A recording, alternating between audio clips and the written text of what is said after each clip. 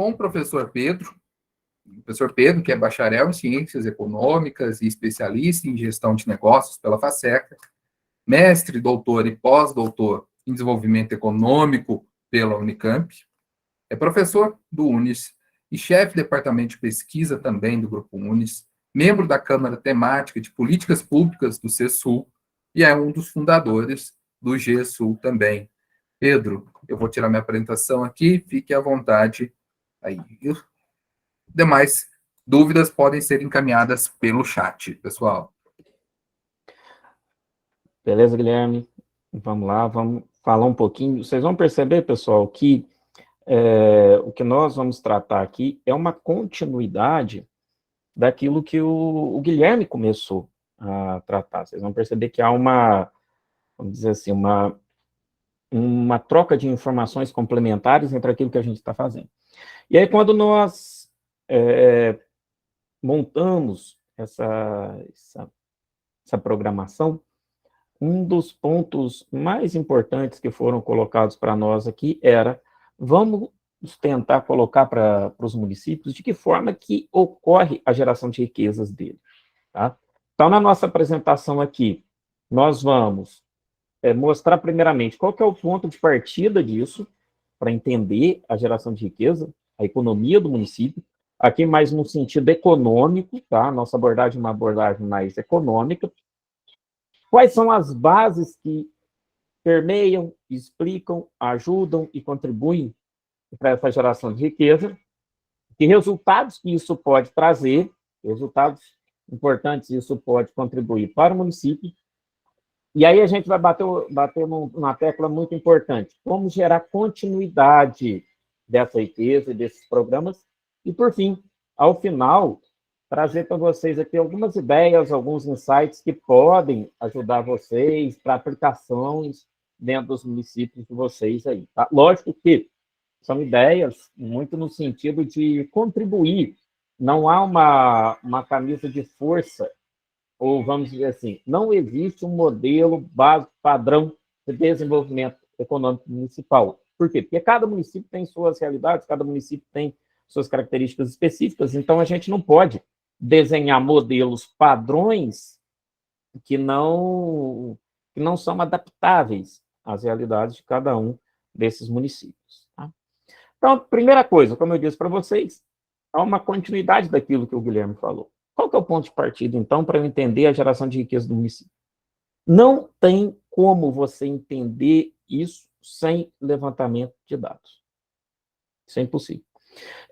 Em qualquer município que você chega, isso não apenas aqui no sul de Minas, mas em qualquer região do Brasil que você chega e pergunta, olha, qual é a principal riqueza do município, ou qual é a principal, qual é a economia do município, do que depende a economia do município?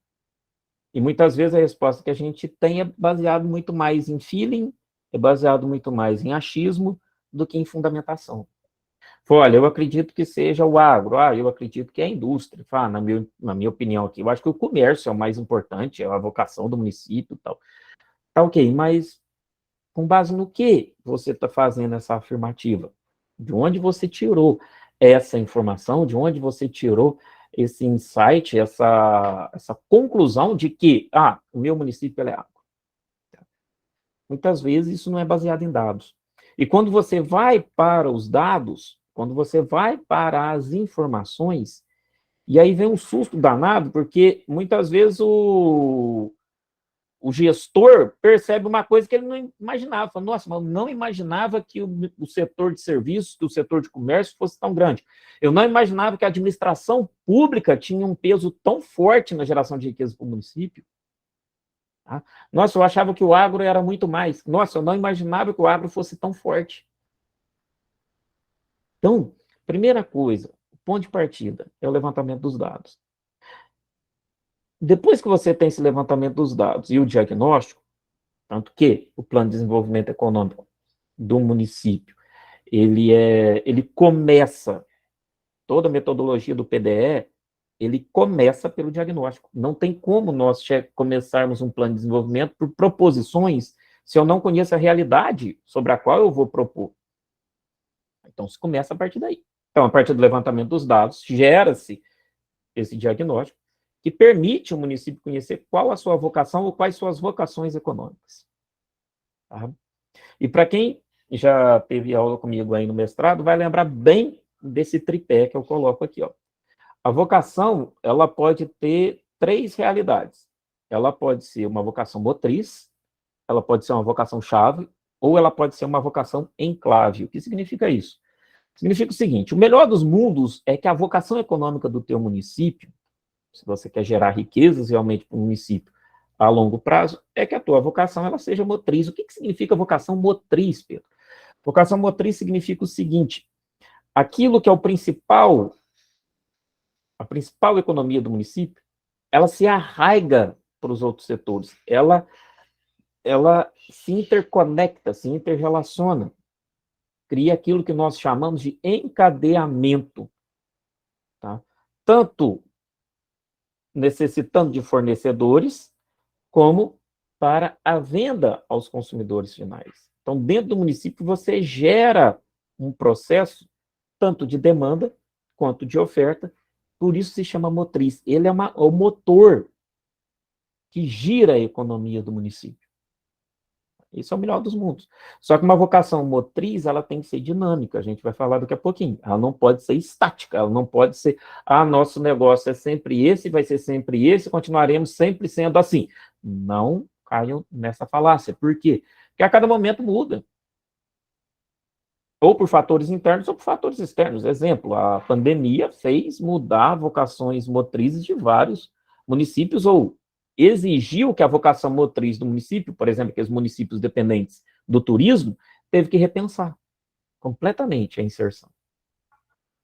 Mas qual que é a diferença com uma vocação que seja chave? Olha, vocação chave também é interessante, muito boa. Só que qual é o problema? Ela não se arraiga, se interconecta e se interrelaciona com os demais setores. Tá? Ela gera riqueza dentro do município, contrata dentro do município, ok, perfeito, mas ela não tem uma força de se arraigar muito, tanto com demanda como com oferta. Tá? E aí, como que eu transformo uma vocação-chave em motriz? Não existe outra maneira que não seja através de repensar a dinâmica, a inserção, inclusive de forma tecnológica. Agora, o pior dos mundos é se você tem uma vocação que seja enclave. O que é uma vocação enclave? Vocação enclave é o seguinte, exemplo, o município atraiu uma empresa de um determinado setor lá para dentro do município. Esse setor, ou essa empresa, ela não demanda nada do que existe no município e muitas vezes nem vende nada para o município. E o que é pior, quando trouxe essa empresa para o município, ela demanda uma mão de obra que não existe no município. Ou seja, ela não gera resultados em termos de demanda e oferta dentro do município, e ela não gera emprego como se pensava que ela geraria, porque ela vai ter que demandar uma mão de obra muito específica, que o município não se preparou para colocar essa mão de obra específica a favor dessa empresa, de ofertar isso para a empresa, o resultado é que vai ter que contratar profissionais de outras localidades. Então, fica aquela empresa que é uma enclave dentro do município, que muitas vezes foi para lá por um incentivo fiscal e que nem mesmo imposto gera para o município. Um imposto específico municipal, por exemplo, IPTU. Então, tem que se tomar um cuidado muito grande com a vocação do teu município para que ele não vire um enclave. Que o que seja a chave, dentro do possível, se transforme em motriz. Tá, ok. Então, se a gente falou que tem um ponto de partida, qual é a base para que, por exemplo, eu possa ter uma vocação que seja a chave ou, quiçá, o sonho do município, que aquela vocação econômica dele seja motriz? Você precisa de uma coisa chamada economias externas. A vocação econômica de município, ela cresce em cima de economias externas. O que são economias externas? A economia tem mania de chamar, de colocar nomes complicados, diferentes, para coisas simples. Economias externas é a base. O que o município tem? Ele tem infraestrutura para receber essa vocação econômica? Infraestrutura, tanto de escoamento, infraestrutura de base, energia, água. Isso é fundamental. Tá? Hoje, talvez, uma das duas grandes questões são levadas em consideração por uma empresa se instalar em uma determinada região, localidade, território. Infraestrutura e mão de obra qualificada. É fundamental, senão ela não vai. Ela não vai mesmo. Porque se não há infraestrutura, vai haver um aumento de custo muito grande para ela, e a consequência é que não vai ser viável a implantação daquele setor. Isso tanto em relação a atrair empresas de fora, como principalmente incentivar o surgimento de empresas locais. Como que eu vou implantar uma empresa tecnológica num determinado município se eu não tenho uma infraestrutura de fornecimento de energia que segura? Porque se é uma cidade que tem aquelas oscilações de energia a todo momento, uma empresa de tecnologia não dá conta de rodar. Ou uma indústria, por exemplo, que eu quero implantar na minha cidade, mas que demanda uma energia gigantesca, ou tem uma demanda por água muito grande, não há um manancial que possa abastecer essa minha necessidade, que não vai concorrer com o manancial de abastecimento do município. Infraestrutura é base. Mão de obra qualificada é base. Nada me impede de, ao tentar atrair uma empresa para o meu município, por que a gente já não trabalha em cima do incentivo que eu vou dar a ela, um processo de qualificação da mão de obra local? Isso é bom para o município, isso é bom para a empresa, porque ela não vai precisar gastar para buscar a sua mão de obra, seu funcionário, seu colaborador em outro município. Instituições devidamente integradas, tá? E quando a gente fala em instituições devidamente integradas, associações comerciais, é importante, órgãos de apoio, educação e saúde, isso é fundamental também, é uma base. Pesquisa, parcerias com universidades, parcerias com institutos de pesquisa. E aqui eu trago uma pergunta que o Gabriel colocou no início aí, sustentabilidade. Sustentabilidade é uma economia externa, é uma base, Gabriel. Hoje, eu particularmente entendo que a sustentabilidade ela é um dos, não só, mas um dos direcionadores estratégicos que a localidade, o território, o município deve ter nas suas políticas de desenvolvimento. Por quê? Porque o setor privado hoje, as empresas, colocam como uma de suas bases direcionadoras o ESG, a governança ambiental e social. Isso é algo que veio para ficar. A sustentabilidade não ser pensada como algo que impede o desenvolvimento. Pelo contrário, a sustentabilidade pensada como um direcionador estratégico para o desenvolvimento, juntamente com a questão social. Não se pensa mais de forma desarticulada a questão ambiental e a questão social para o desenvolvimento. Não tem como, porque a economia ela não está isolada. Ela é um componente específico de um ciclo maior. Então, por isso, essas economias externas devem ser pensadas por um processo de desenvolvimento econômico do município que vai gerar que resultados? Vai gerar um resultado de vocação econômica, dinâmica e motriz, isso é o sonho do município. Tá? Contribuindo para aquilo que é chamado de economias de aglomeração. O que é economia de aglomeração? Por que esses nomes difíceis? Economia de aglomeração nada mais é do que aquele município ser uma localidade, ou aquela região, aquele território ser uma localidade de atração. De atração de novos negócios, de surgimento de novos negócios, de haver um ambiente que contribui para o empreendedorismo. Porque você tem essas bases. E aí, os empreendedores se sentem motivados, tanto os empreendedores locais, como empreendedores de outras localidades, se sentem incentivados a investir naquele local. Por quê? Porque essas economias externas diminuem a incerteza, diminui até certo ponto o risco, e acabam contribuindo para expectativas positivas para o empreendedor investir. E aí, quanto mais economia de aglomeração a gente consegue gerar dentro do município, mais ele vai ter uma capacidade de geração de riqueza diversificada. Por que que é importante uma capacidade de geração de riquezas ou vocações diversificadas? Porque o município que depende de uma vocação apenas, se essa vocação entra em crise, o município inteiro entra em crise. Tá? Exemplo, um município que depende única e exclusivamente do turismo. Uma crise como foi a crise da pandemia, desestrutura completamente a economia do município.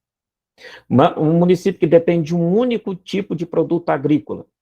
Produtos agrícolas sobem e descem, são voláteis.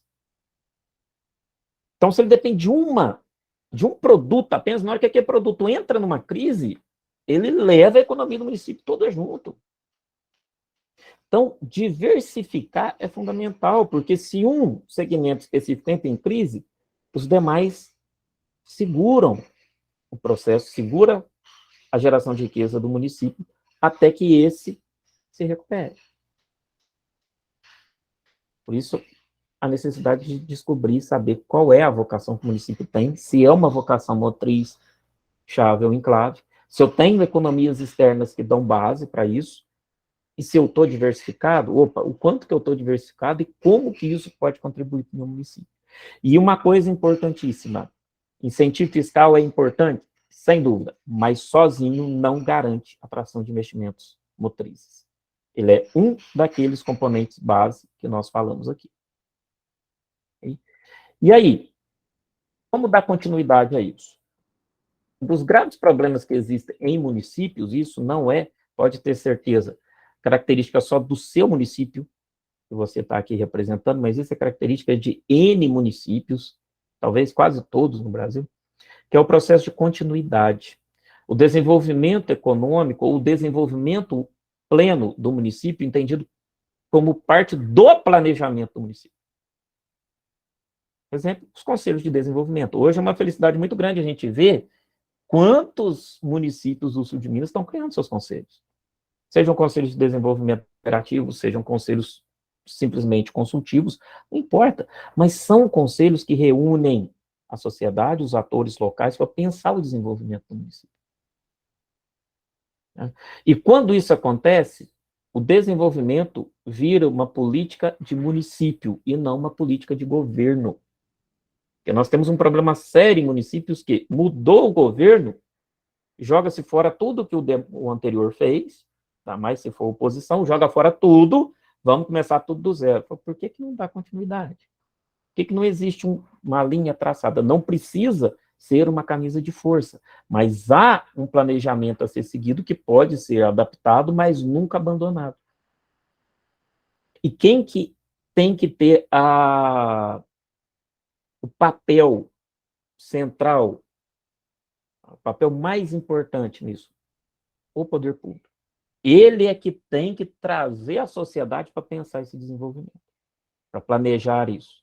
Tem que partir dele. Depois que parte dele e consegue sensibilizar a sociedade, os atores locais, pronto, a partir dali o negócio anda, ocorre, acontece. E um detalhe importante, gente, o planejamento do desenvolvimento, o conhecimento das vocações e a dinamização, isso não é coisa da noite para o dia. Vocês têm que pensar que o planejamento do desenvolvimento é coisa de longo prazo. Tá? Provavelmente é uma semente que você vai lançar no teu município que vai dar resultado daqui 5, 10, 15, 20 anos. Mas que se não começar, não vai ocorrer. E aí, que ideias que a gente pode trazer aqui para tentar melhorar essa questão do desenvolvimento e a vocação e a geração de riquezas? Trabalhar muito o processo de formalização de pequenos negócios. Os pequenos negócios são fundamentais para o teu município. Então, tente um processo de formalização. É difícil, há uma resistência muito grande dos pequenos empreendedores. Mas se colocar na cabeça deles e mostrar que ele, ao ser formal, ele abre mais possibilidades de negócio, ele vai entender. Inserção das empresas locais no enquadramento produtivo regional, nacional e até internacional, por que não? Por que teu produto, teu município não pode ir para fora do país? O município não é uma ilha. isolada. Você tem que entender que os municípios não são inimigos entre si, eles têm que se articular regionalmente para gerar desenvolvimento. Um depende do outro. Aproveita a localização que o teu município tem. Nós temos municípios que estão em entroncamentos importantes de infraestrutura e de ligação que podem aproveitar a sua localização como vocação. Usar a vocação de maneira mais articulada, não isolada, porque quando ela é articulada, você consegue gerar economias de aglomeração. E outra coisa, faz uma pesquisa, quais as necessidades dos negócios da sua cidade. Pergunta para eles, o que estamos precisando? E aí o papel do Conselho de Desenvolvimento é muito grande. Ouvir os empreendedores, ouvir os negócios e ver o que eles estão necessitando e chegar num consenso. Ok? Então, aqui foi um pouquinho, nesse nosso Fast Learning, de tentar mostrar a questão da geração de riqueza, da vocação econômica dos municípios, como trabalhar, como torná-la dinâmica e motriz. Ok? Guilherme? Excelente, Pedro. Queria trazer aqui, Pedro, uma questão, acho que casa muito com a questão que o Marcelo vai tratar em seguida, mas uma questão que o Gabriel trouxe, como que os dados coletados na cidade, ele pode trazer alterações nos tributos, que é a principal fonte de renda do setor público. Não sei se você quer comentar, ou deixa a bola para o Marcelo em seguida. Eu acho que o professor Marcelo pode contribuir um pouco mais nessa resposta, mas isso é importante, porque o município depende dessa tributação, né? Depende principalmente que às vezes vem de fora, muitos municípios dependem dos repasses, né?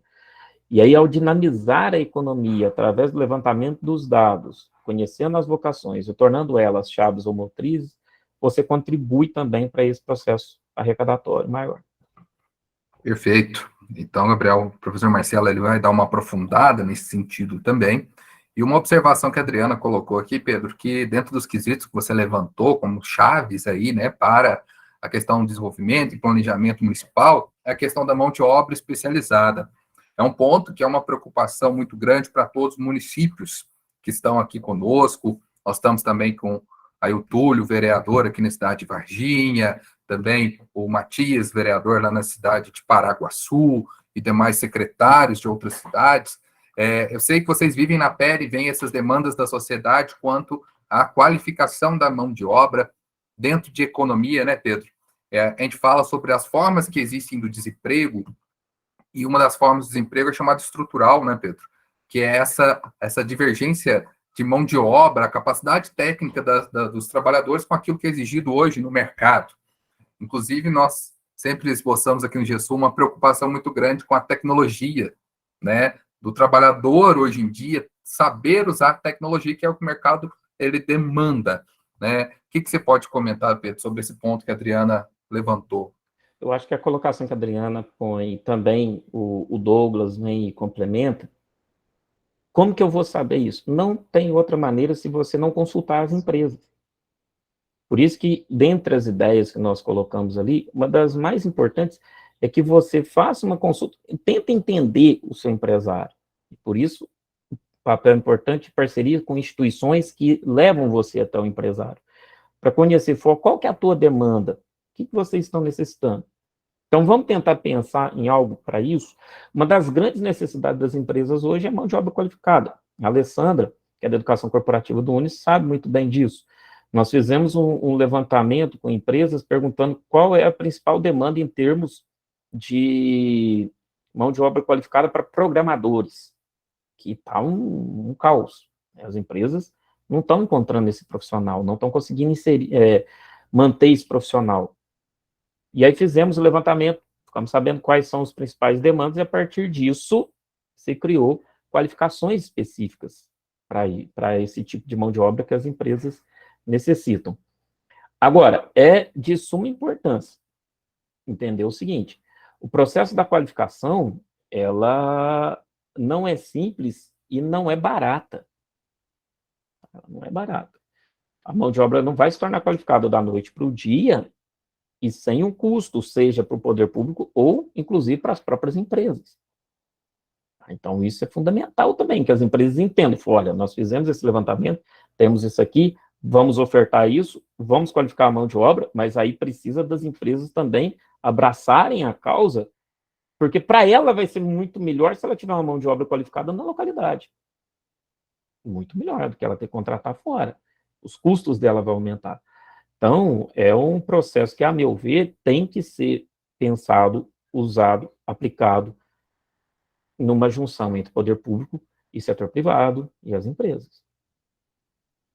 E, Pedro, complementando, antes da gente passar aqui para o Marcelo, a gente tem boas iniciativas que estão oriundas de planejamento econômico, é no caso da cidade de Três Pontas e da cidade de Santana da Vargem, ambas que são assessoradas pelo GESUL. Em Três Pontos, por exemplo, a gente tem um programa de capacitação de jovens muito forte. Recentemente, por exemplo, né, o Cassiano está aí, da Secretaria de Desenvolvimento Econômico, foi lançado um curso para e-commerce para os jovens da cidade. A cidade de Santana da Vargem, um curso de costureira.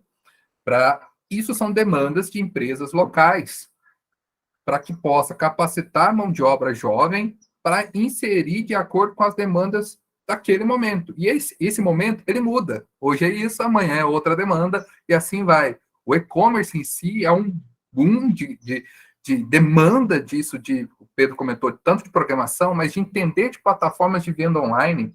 Marcelo está aqui conosco, né, lá na Mais Empresas, né, Marcelo? Ele sabe como a gente sofreu em busca de um profissional que entendia de e-commerce para um empresário que a gente dava consultoria e a gente não achava esse profissional. E o empresário precisando, disposto que na cidade dele, Varginha, Poste Caldas, onde ele está, transformar-se em um polo de vendas online, mas não conseguia mão de obra para isso. Então, vem tudo desse pilar que o Pedro comentou, da necessidade da capacitação do poder público, em ação, em parceria com o poder privado. Vocês estão vendo que todas as informações elas estão casando perfeitamente aí, diante dessa complexidade que é a gestão pública e a necessidade de vários olhares. E assim, Pedro, obrigado, foi fantástico. Nós continuamos as nossas discussões em conjunto.